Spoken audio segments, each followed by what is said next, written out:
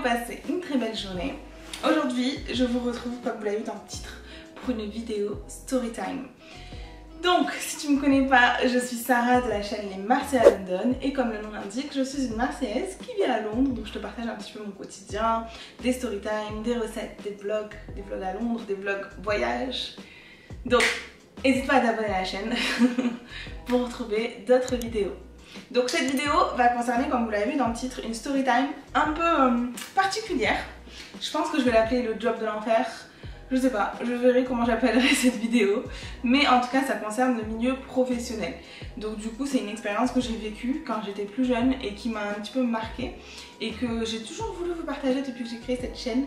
Mais on va dire que je voulais pas que derrière ça engage des procédures, etc. etc. Même si honnêtement, c'est plus à moi de les engager que eux. Mais je trouve que c'est intéressant de la faire. Pourquoi? Parce que forcément j'ai été plus jeune, j'ai eu des expériences où j'aurais aimé avoir l'avis de personnes plus expérimentées et du coup je me dis que peut-être ma vidéo servira à des personnes plus jeunes qui recherchent des stages, des alternances et qui se demandent si c'est normal que ça se passe de cette manière ou pas. Donc voilà, donc prends-toi un petit truc à boire, un petit truc à manger, pose-toi tranquille pour qu'on puisse discuter et que tu puisses écouter ma storytime. Alors, le contexte. Pour vous mettre un petit peu le contexte, je suis originaire de Marseille et j'ai fait toutes mes études, on va dire à peu près, sur Marseille. Et pour mon master, j'ai voulu le faire sur Paris. Donc j'ai toujours fait un peu de l'alternance quand c'était possible. Et du coup, j'ai fait un master en marketing digital. J'ai fait, si ça vous intéresse un peu en détail, mon parcours scolaire, etc., travailler dans le luxe, toutes ces conneries-là, n'hésitez pas à voir sur la chaîne et à vous abonner. J'avais fait une vidéo où justement je vous expliquais comment est-ce qu'on peut rentrer dans de grandes maisons, etc., de luxe. Et surtout mon parcours scolaire, donc je vous mettrai la vidéo certainement dans la description, ou du moins tu regardes sur ma chaîne. Et donc là, juste pour le contexte, en gros, donc pour mon master, j'ai voulu le faire à Paris, puisque je me disais, vu que je voulais travailler dans le digital, dans le luxe, dans la mode et les cosmétiques, il y avait plus d'entreprises qu'à Marseille, faut se le dire.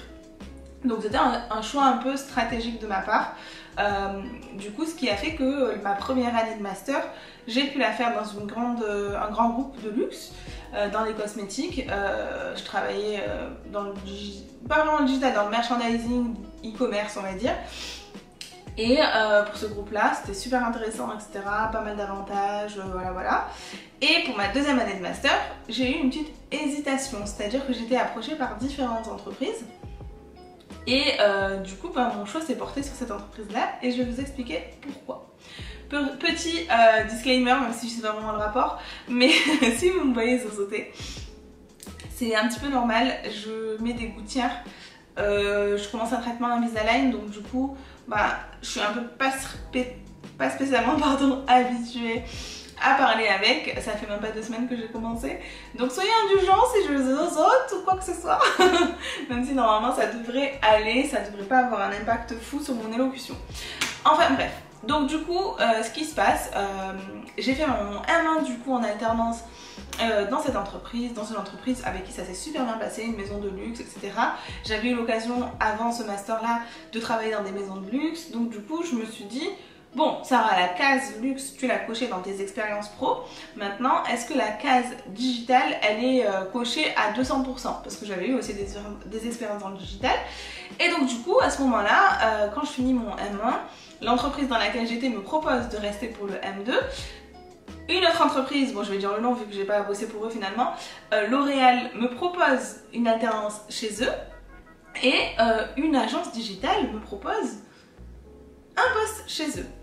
Donc mon choix en fait, mon hésitation se portait entre 2 entreprises, donc L'Oréal et cette agence digitale. Donc il faut savoir que moi, pour ma part, c'est quelque chose que je vais vous conseiller, même si dans ce cas-là je me suis loupée, je fonctionne beaucoup à l'humain. C'est-à-dire que même si c'est une belle maison, même si y a plein d'avantages financiers, avantages en nature, du style des parfums, du make-up et tout offert, je vais quand même privilégier le côté humain, c'est-à-dire qu'au niveau de l'entretien, les personnes avec qui je vais avoir des entretiens, s'il y a un bon feeling ou pas du tout, si je sens pas les gens. On va dire que dans ma vie, à 95%, j'ai tout le temps le nez là, il est petit mais il sent tout, au sens propre et au sens figuré. C'est-à-dire que je me loupe très souvent, très rarement, pardon, sur mes ressentis sur les gens. Même autour de moi, même mon mari par exemple, des fois il me dit mais toi c'est improbable, genre tu sens trop les trucs. Genre des fois je sens en avance des autres trucs, enfin, bref, j'ai pas des pouvoirs magiques, c'est juste genre, je sais pas, un sixième sens. Et donc du coup, il s'avère que à ce moment-là, j'avais pas de sixième sens, a priori. Puisque donc l'entretien avec L'Oréal s'était très bien passé, il y avait quand même 5 entretiens, donc j'ai validé les 5 entretiens, ils m'ont dit c'est bon, on vous veut, etc. Ça a l'air beaucoup plus intéressant qu'avec l'agence digitale. Forcément des avantages dans les cosmétiques, je sais ce que c'est, forcément t'as plein d'avantages en nature, j'allais avoir plein de shampoings, de make-up, de skincare, etc. Mais l'agence digitale, du coup, ce qui m'intéressait, c'est que je me disais, bon bah Sarah, moi j'ai toujours été genre, j'ai trop kiffé le digital depuis on va dire assez jeune, et je me suis dit, Sarah, là tu vas être dans une agence digitale, donc forcément, bah, tu vas te régaler, tu vois. Et il s'avère que quand j'ai eu les entretiens, j'ai eu l'entretien avec le directeur de l'entreprise, le feeling était là, quelqu'un d'assez jeune, c'était un couple en fait, assez jeune, très, voilà, un mood positif quoi, genre très de bons conseils, qui te dit voilà, on va vraiment te former de A à Z sur tout, on va te montrer ci, on va te montrer là, et patin, et copain, etc. Et à ce moment-là, bah, je me dis écoute Sarah, t'as rempli ta casquette luxe, pour remplir ta casquette digitale à 200%, ben go dans cette agence digitale à 360 degrés, donc où j'allais pour moi apprendre un maximum de choses. Sauf que c'était un mauvais choix avec du recul, mais au final c'est ce qui m'a permis aujourd'hui d'être celle que je suis, et professionnellement parlant je pense que j'ai du caractère, c'est-à-dire que grâce à, même si je pense qu'avant ça aussi, mais bref, grâce à cette expérience-là, je sais quelles sont les limites à ne pas dépasser, qu'un employeur ne doit pas dépasser, et je sais surtout ce que je vaux et ce que je ne laisserai pas passer. Donc c'est vrai qu'à l'époque, les générations avant nous, bah, elles ont plutôt eu l'habitude d'être très fidèles en entreprise et de rester qu'avec la même entreprise pendant des années, et que derrière, bah, forcément, il y avait une déception. Parce qu'un employeur, dans tous les cas, te verra toujours comme un numéro, et l'affect, c'est pas vraiment ce qui va primer. Et donc moi, dans cette entreprise, donc dans cette agence, qui était en région parisienne, je vais pas citer le nom bien sûr, il s'avère que les premiers jours, voilà, on me dit oui, voilà, on va te montrer ça, tu vas être en charge de ça, etc. Voilà, tu auras telle responsabilité, on va te faire passer telle formation, telle ci, telle là, telle certification, etc. Sachant que dans le monde du digital, voilà, les certifications c'est important, certification Google, etc. Donc moi au début je fais confiance. Il s'avère que dans cette entreprise, l'entreprise était constituée à 90%, si on enlève les dirigeants, à 98% de stagiaires ou d'alternants. Donc déjà, c'est un petit peu bizarre. Je veux pas dire, mais déjà ça, si vous voyez ça, dites-vous que c'est louche. Ne faites pas confiance. Genre vraiment, ne faites pas du tout confiance. Donc du coup, je me dis bon mais écoute, au final je vois pas le mal, puisque ben, je m'entends assez bien avec les autres employés qui ont à peu près tous mon âge, voilà, il y en a qui sont là depuis un petit moment, d'autres pas. Et je constate une chose, c'est que principalement, mis à part un stagiaire, max 2, sachant que c'était une entreprise de 15 personnes. Quand les gens se barraient pas. Max 2, tous les autres, c'était des personnes, pas en situation irrégulière, pas du tout, mais c'était des personnes, vous savez, qui avaient les titres de séjour parce que c'était des étudiants. Donc du coup, principalement des rebeux, pour parler français, des rebeux ou des renois qui venaient de pays africains et qui du coup, ben, en fait, étaient là pour faire des études. Donc il y en avait qui faisaient des études d'ingénieur, d'autres des études comme moi dans le digital, d'autres des études dans le web développement, etc. Donc du coup, c'est un facteur important, je vous le dis pas au hasard. Puisqu'en fait, il s'avère que ces employeurs prenaient volontairement des gens en stage et en alternance et les faisaient travailler, comment dire, de manière très excessive et sans aucun respect en fait des contrats étudiants, des contrats tout court, et clairement en fait les menacer de pas valider soit leur diplôme, de pas valider, enfin de leur rompre le contrat et que du coup ils seraient obligés de rentrer dans leur pays. Je sais pas si vous trouvez ça normal, mais moi perso je trouve pas ça du tout normal. Et que du coup, ben, c'était des réflexions à longueur de journée, c'était des oui, si tu fais pas minimum ça dans la journée, ben en fait je vais signaler ça et du coup ben, tu vas perdre ton titre de séjour, etc., etc. Sauf que je pense que au moment de mon recrutement, je pense qu'il a bien aimé mon profil honnêtement, sans me jeter des fleurs, hein, mais parce que j'avais quand même pas mal d'expérience bien pour mon âge. Et du coup, bah, en fait, je pense qu'il a dû voir une arabe et il a dû se dire bon, bah, elle aussi, il y aura un moyen de pression vu que c'est une rebeu, elle doit certainement avoir juste un titre de séjour. Sauf que je suis née en France et que j'ai ma carte d'identité française, mon passeport français, je suis française quoi. N'en déplaise à certains comme ces gens-là. Et donc, du coup, en fait, ce qui s'est passé, c'est que quand les premières semaines commencent, etc., et il y a des choses qui me plaisent pas. Pour rappel, j'avais peut-être 20 ans à tout casser. Ouais, j'avais 20 ans, je crois. Enfin, je sais plus, mais j'étais jeune, quoi. Pour rappel, j'habitais seule sur Paris. J'aurais pu être quelqu'un de faible psychologiquement. Alhamdoulilah, ce n'était pas le cas. Mais la plupart des personnes dans cette entreprise, c'était des personnes qui n'avaient pas du tout leur famille dans le même pays et qui étaient jeunes et qui étaient étudiants et qui avaient la pression de leur famille pour les études, pour l'argent, pour ci, pour là. Donc si ton employeur te met une pression comme ça, forcément, et que tu es faible psychologiquement, forcément ça va t'atteindre. Parce que du coup tu vas te dire ouais bah ouais tout peut s'arrêter, tu vas avoir un niveau d'anxiété qui va être très élevé, stressé à foison et que du coup bah le moyen de pression fonctionne. Donc du coup qu'est-ce qu'ils imposaient? Ils t'imposaient de faire des horaires de fou malade, de commencer très tôt le matin, de finir très tard le soir. Ils t'imposaient de faire X tâches par jour. Ils chronométraient toutes les tâches que tu faisais. Genre il y avait un logiciel, je me rappelle, ça s'appelle Axonote. Et en fait, ils chronométraient à la seconde ce que tu faisais. Et ces gens-là, pour vous donner un ordre d'idée, faisaient des fautes à chaque phrase, à chaque mot. Ne savaient pas écrire. Et ils te demandaient à toi de corriger leurs mails, de corriger tous leurs échanges. Et ils avaient installé des logiciels pour fouiller dans ton ordinateur. Ils avaient installé des logiciels pour voir quand tu avais ouvert leurs emails, pour voir qu'est-ce que tu avais lu dans leurs emails, genre des malades mentaux. Et moi, il s'avère que malheureusement, j'ai du caractère, parfois un peu trop, mais je déteste l'injustice et je déteste qu'on veuille me marcher dessus.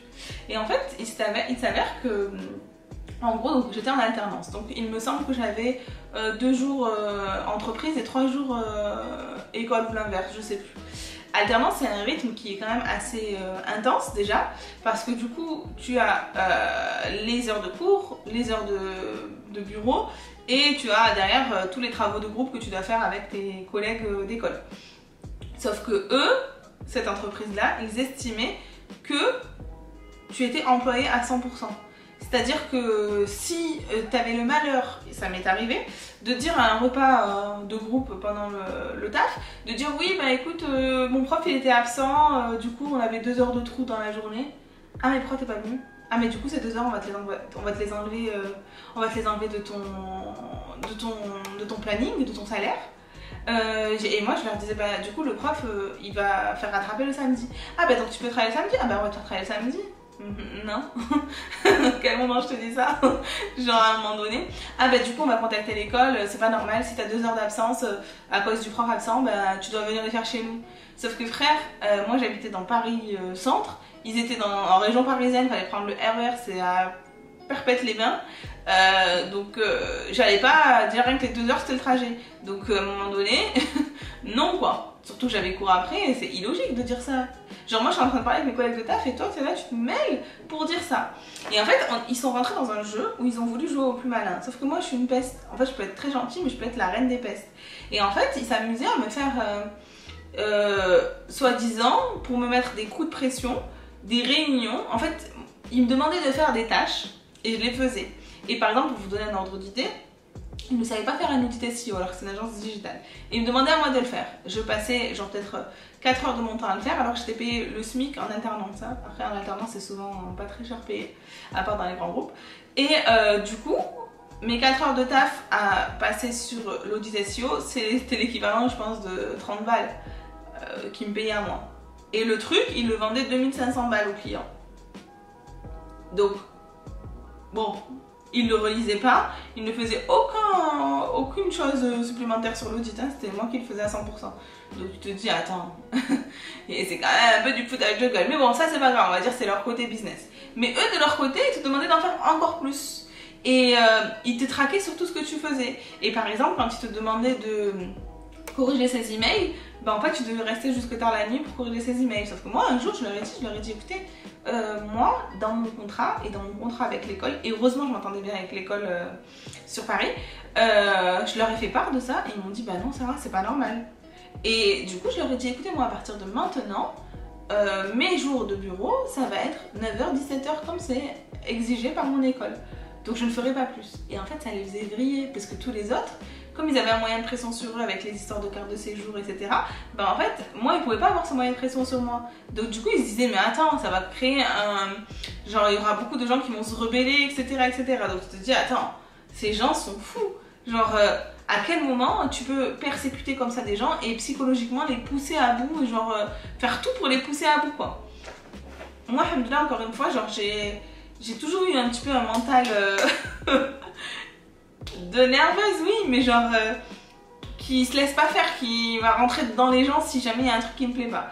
Et en fait, eux, ce qu'ils faisaient, quand ils voyaient que, par exemple, quand je finissais à l'heure, c'est-à-dire à 17h, le lendemain, ils m'envoyaient un long mail pour me dire ouais, c'est pas normal, telle personne elle a fait tant d'heures sur le chronomètre là, et toi t'as fait que ça comme heure. Ben ouais, c'est pas ma faute si la personne a fini à 22h et que moi je finis à 17h, c'est pas l'entreprise à mon père. Enfin, à un moment donné, on n'est pas en train de sauver des vies, on n'est pas des chirurgiens. Donc je suis pas du tout partisane du moindre effort, mais quand tu traites comme ça tes employés, ça ne me donne aucunement envie de rester plus. Genre pas du tout. Et ils me mettaient la pression comme ça. Et moi, ils m'envoyaient des longs emails. J'envoyais des 2 fois plus longs emails avec toutes les explications. Et toujours un conseil, gardez des traces écrites. Parce que sinon, ils vont vous prendre pour une folle. C'est-à-dire que moi, donc, une fois, j'avais eu le malheur de tomber malade. Parce qu'en gros, si vous voulez, j'avais eu un accident de voiture. Et j'avais un nerf pincé. Et en fait, j'avais passé ma nuit aux urgences, etc. J'étais malade. Et j'avais, au début, quand ça se passait bien, j'avais envoyé un message.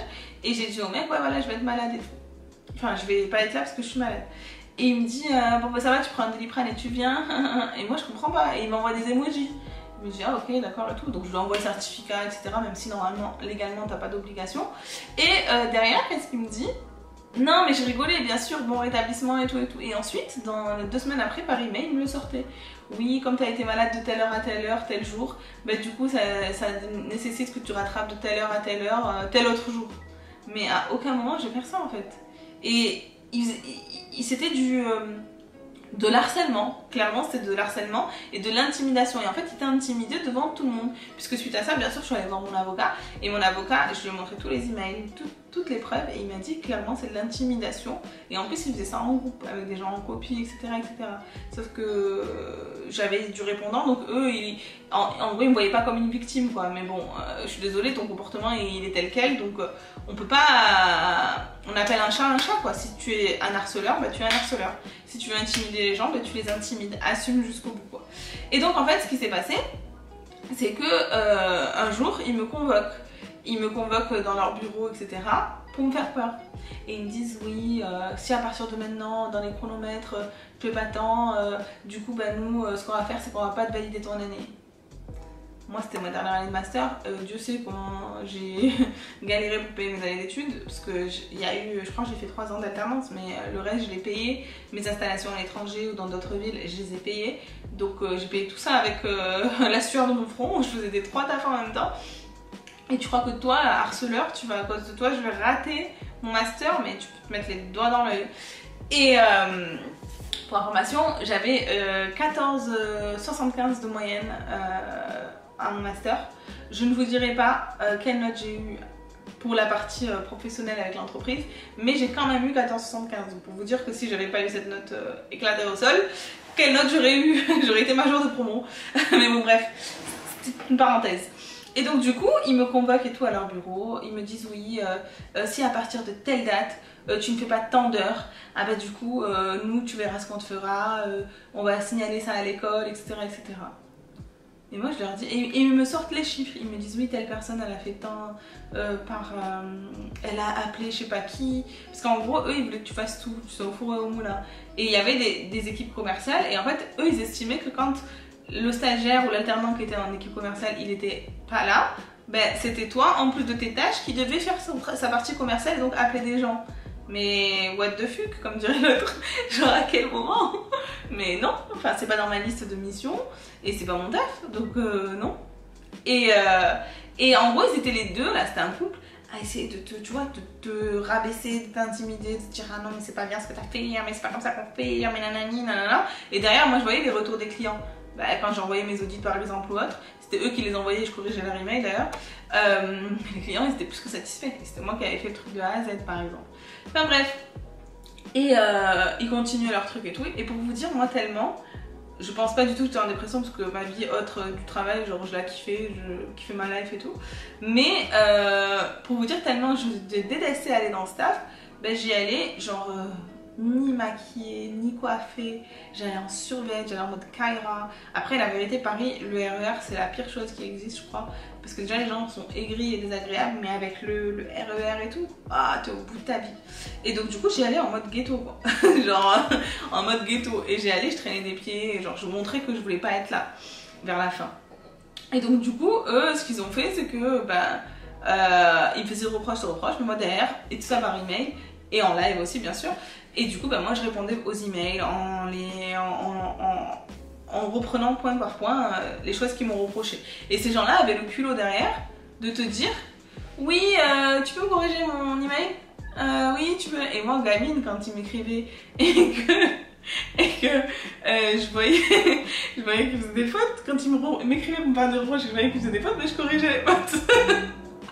Je suis vraiment une gamine, mais bref. Et des fois ils avaient le culot quoi genre ils étaient en haut et moi j'étais du coup en bas je crois avec 3 autres collègues avec qui je m'entendais trop bien, c'était des stagiaires et des alternants. Et eux du coup ils fumaient, donc ils avaient leur pause clope, mais moi je fumais pas.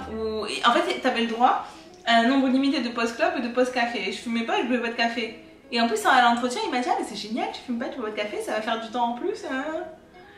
Moi j'estime que si eux ils ont des pauses fumage et café, bah j'ai le droit de rester avec eux. Genre pourquoi moi je travaille comme un chien? Bah, dans ce cas là je vais me mettre à boire du café en fait. Fumer c'est impossible, mais bah, je vais me mettre à boire du café, enfin, c'est n'importe quoi. Et il osait m'envoyer des messages, oui la pause c'était 5 minutes, vous avez fait 7 minutes.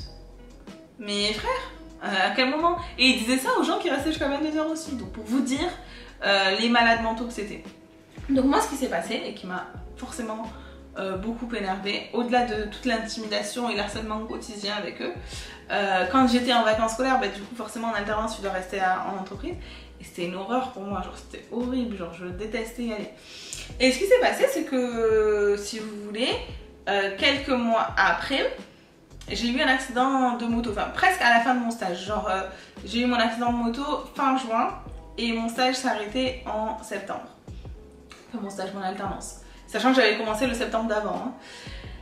Et en fait je fais mon accident de moto, sachant que sur Paris j'habitais au 6e étage sans ascenseur. Je payais une blinde mon loyer. Et du coup accident de moto, j'étais alitée et ma jambe je ne pouvais pas l'utiliser. Mon genou il était pété, j'avais fait une story time sur ça aussi. Bref, et du coup j'ai eu l'accident de moto à Marseille un week-end. Et je leur explique que je ne peux pas rentrer et que du coup j'étais alitée.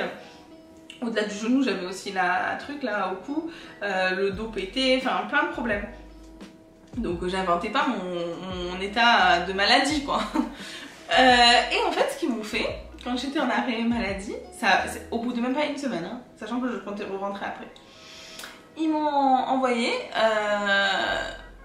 au truc là, comment ça s'appelle? Vous savez le truc des arrêts maladie là pour surveiller est-ce que tu es vraiment malade, etc. Le truc de la sécu. En gros je reçois un courrier, voilà. On va vérifier si vous êtes vraiment malade, je sais pas quoi. Et je vous jure, je vous mens pas, c'était peut-être même pas une semaine après mon accident de moto. J'avais les béquilles à l'époque, ma jambe je ne pouvais pas la bouger, j'avais la truc au cou. Et j'avais plein de pansements de partout, même ma jambe j'avais des pansements partout, genre même le sang et bref il coulait, etc. Ma cheville, mon genou et comment on appelle ça, les béquilles, etc. Donc moi il me convoque au moment où je vais au truc de la sécu. J'arrive et la dame elle me dit oui, c'est votre employeur qui nous a dit que vous mentiez, que vous n'étiez pas malade. Je dis bah madame excusez-moi mais si vous voulez je vous donne tous les documents des urgences, de la police le jour de l'accident, de mon état de santé, les documents sur mon genou, les documents sur ci, les documents sur là. Elle me dit une schizophrène elle aussi, je crois que c'est quelqu'un de leur famille. Au début elle est gentille avec moi et elle me dit quoi, elle me touche mon dos, je me rappellerai toujours. J'étais avec Kader. Elle me touche mon dos et elle me dit quoi, waouh, vous avez un très joli dos. Ma hyène frère. Mon dos il est pété maintenant. Et elle me dit quoi, vous avez vraiment un très joli dos. Oh là là. Et d'un coup elle me fait, vous êtes pas malade, vous êtes pas malade. Et je commence à, moi j'ai rigolé, c'est pas. Elle me dit vous êtes pas malade, faites semblant.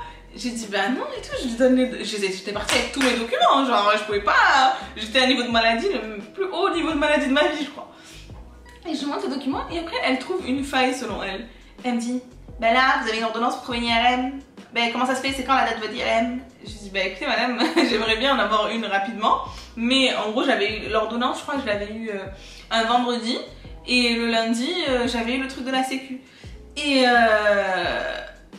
Et en gros, ce qui se passe, c'est que pour elle, c'est pas normal que je n'ai pas encore une date d'IRM. Sauf que moi, quand j'étais allée à l'hôpital en question, ils m'ont dit qu'il faut appeler un autre service et que du coup, pour avoir un truc d'IRM, c'est long. Je crois que j'avais eu 1 mois et demi plus tard le rendez-vous d'ailleurs. Donc, elle me dit c'est pas normal, normalement, le rendez-vous IRM, c'est juste après. Je dis bah si vous voulez, trouvez-moi un rendez-vous maintenant. Moi, j'aimerais beaucoup parce que, en gros, je pouvais pas bouger ma jambe et du coup, encore moins avant la date d'IRM. Et elle commence à s'énerver et tout et tout. Et en fait, c'est eux qui m'avaient envoyé à la sécu pour dire qu'en gros, je n'étais pas malade. Bref, ils m'ont fait plein de coups là de sorciers. Et moi, l'école, entre-temps, je les avais prévenus de toutes les choses qui se passaient. Et j'avais de la chance, j'ai oublié son nom, mais j'avais une référente au niveau de l'école qui était mais adorable. Et elle me connaissait, j'étais dans l'école depuis 2 ans, j'étais genre... sans que je te des fleurs, quelqu'un de très genre j'aimais les cours, j'aimais ce que je faisais et tout, et du coup bah, j'avais de bonnes notes, j'étais assidue, etc., etc. Donc elle voyait bien que je faisais pas semblant, et elle, je lui envoyais toutes les preuves, je lui transférais tous les emails qu'il m'envoyait, etc., etc. Et avant mon accident, elle m'envoie quelqu'un à l'école, enfin à l'entreprise. Et à l'entreprise, quand cette personne arrive, bah, ils font semblant, genre regardez les menteurs, hein.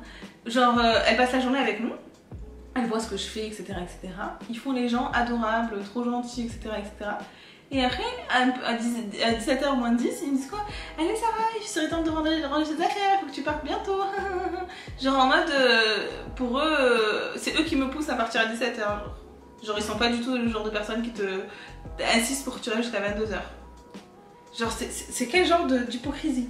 Et moi en fait après coup quand je suis sortie, j'ai parlé avec la dame et elle m'a dit non mais Sarah ça se voit, moi j'ai vu plusieurs actions etc, j'ai passé qu'une journée avec vous, on sent que l'ambiance elle est très malaisante, genre dans une entreprise normalement les gens ils parlent entre eux etc, là ça se voit que personne n'a le droit de parler avec personne quoi. Et bref, et suite à ça, donc l'école était au courant de toutes ces choses là et donc moi en fait mon été, je le passe à l'IT du coup, à payer un loyer à Paris alors que j'étais à Marseille à l'IT.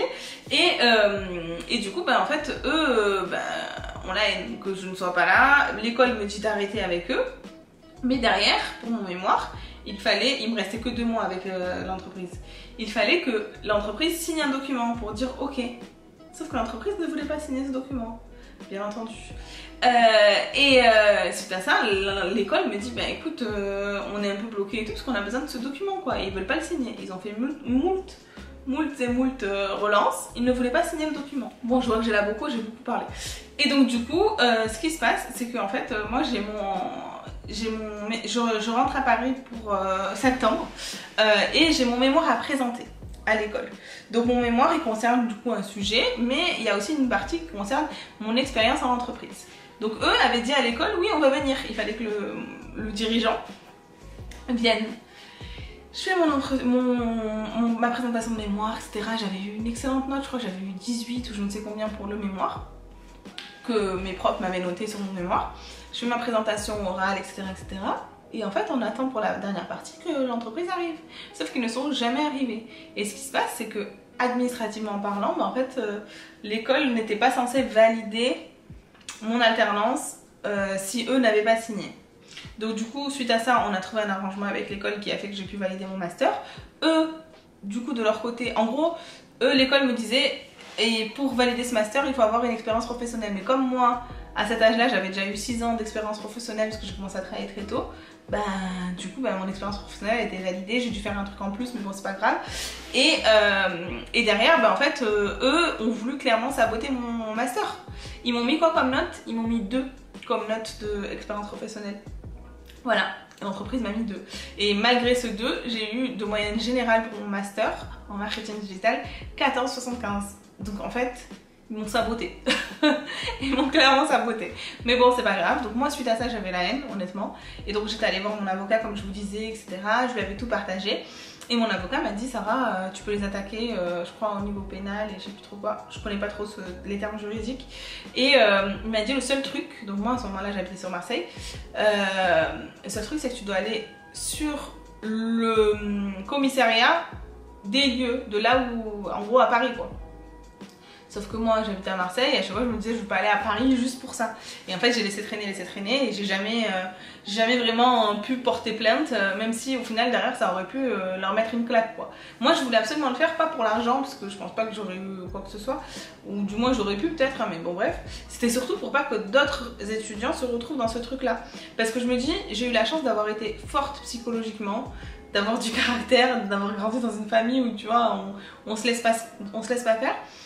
Mais ils peuvent pousser des gens au suicide, genre des gens à devenir dépressifs, etc. Parce que quand t'es jeune, quand t'es étudiant et que tu donnes tout pour tes études, etc. et que tu payes de l'argent, de se dire que tout peut s'évaporer comme ça à cause de ce genre d'énergumène, ça peut te mettre un coup au moral, bien entendu. Et du coup, en fait, malheureusement, et cette vidéo, du coup... voilà, me le rappelle, j'ai pas eu l'occasion de porter plainte. Et je me dis, mon avocat m'avait dit que je crois que t'as 15 ans derrière pour pas qu'il y ait de prescription. T'as une marge de 15 ans pour le faire. Mais je pense que la prochaine fois que j'irai à Paris, je porterai plainte contre eux. Je vais voir si leur entreprise existe toujours. Mais honnêtement, je pense pas qu'elle existe parce qu'ils avaient pas tant de clients que ça. Et il y avait trop de fourberie dans leur business. Donc du coup, je pense pas que ça existe. Je regarderai. Attendez, je vais regarder maintenant. Alors, il semblerait qu'ils aient changé d'adresse. Mais il semblerait surtout que depuis 2019 ils n'ont rien mis. Donc du coup je pense que c'est pas ouf quoi. C'est trop drôle. Là je regarde. Et en fait il y a plein de gens qui ont mis des trucs, ça se voit ils ont forcé. En gros, ils ont dit oui, j'ai passé 4 mois de stage au sein de l'entreprise. Oui, j'ai passé 2 mois de stage au sein de l'entreprise. Oui, je me suis sentie valorisée. Oui, excellente agence au sein de laquelle j'ai pu travailler en stage. Merci pour cette expérience. Mais genre, je vous le dis, moi qui ai été en interne, ils forçaient les gens à mettre des commentaires. Et là, je vois, c'est des noms que je connais pas, donc entre temps, voilà. Moi, c'était, je crois, en 2016. Donc, du coup, c'était un moment. Mais, genre, c'est honteux. Et d'ailleurs, mon école m'avait dit, merci de nous avoir tout partagé, etc. Et on va mettre cette entreprise sur liste noire. Et ils allaient la partager à d'autres écoles. Parce qu'en fait, l'école était choquée des actions qu'ils faisaient. Dites-vous, ils ont envoyé un tableau à l'école en leur disant vous nous devez tant. Parce que il y a eu des absences, il y a des profs. Il y a eu ci, il y a eu là, donc vous nous devez tant. Et l'école était outrée quoi. Genre c'était des malades mentaux. Mais enfin bref, tout ça pour vous dire que c'était pour moi, je pense, ma pire expérience professionnelle. J'ai été je me suis dit mais le culot existe quoi sur Terre quoi. Mais tout ça pour dire, ne vous laissez pas faire. Même si vous avez effectivement des cases à cocher dans votre expérience professionnelle, dans vos CV, dans vos cursus scolaires, etc. Rien ne vaut votre santé mentale. Vraiment, la santé mentale, c'est la priorité. Ne laissez jamais un manager, un boss, vous marcher dessus au point de, vous rabaisser, vous intimider. Non, non. C'est pas parce que leur salaire est plus haut, c'est pas parce que vous travaillez pour eux que vous devez être des larbins ou alors qu'on doit vous manquer de respect. Le respect, c'est pour tout le monde en fait. On est tous des êtres humains. Peu importe ton statut managérial, on s'en fiche. Genre tu me respectes, je te respecte. Ça n'empêche pas, malgré cette expérience, que alhamdoulilah j'ai eu un bon cursus professionnel, que j'ai pu travailler dans d'autres maisons de luxe, etc. Mais en tout cas, j'ai appris que je ne veux plus travailler dans des agences, dans des petites structures comme celle-ci, puisque effectivement, l'exploitation, ça existe. J'ai même pas envie de donner les détails, mais ils avaient fait des... Il y avait un mec qui était d'une orientation sexuelle différente de la mienne, par exemple. Et du coup, ils lui ont dit oui, si tu retournes dans ton pays, ça va mal se passer pour toi. Et nanani, nanana. La caméra a coupé, c'était le stockage. J'ai chargé à bloc, mais le stockage, bref.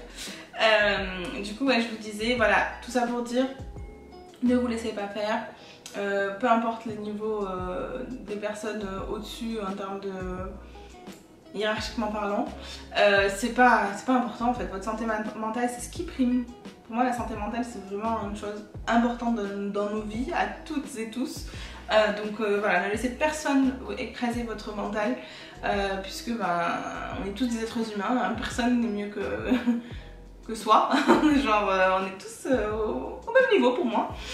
Donc voilà, donc, du coup, même si vous êtes étudiant, même si c'est une alternance importante, même si c'est un stage important, vous êtes un être humain avant tout. Et ce genre de comportement qu'on peut avoir, c'est maître de stage, c'est rédhibitoire en fait, faut pas laisser faire. Faut en parler avec l'école quand c'est dans ce cas-là.